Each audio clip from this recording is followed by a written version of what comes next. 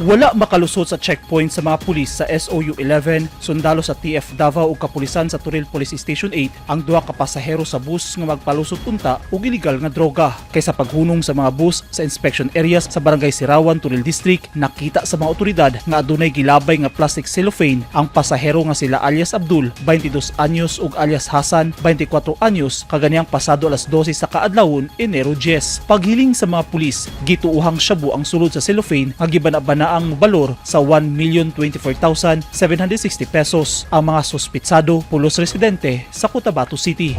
Kagahapon sa kadlawon Enero 9, sikop sa mga pulis sa San Pedro Police Station 2 ang nagapayuhot og illegal nga droga nga giilang si alias Yours, 29 anyos, taga Barangay 31-D, Davao City. Nadakpan ang suspitsado sa Purok 4 Bukana, Barangay 76-A, Davao City. Mobalor sa 33,864 pesos sa gituohang shabu ang napalit ug nasignit sa mga otoridad gikan kang Yours.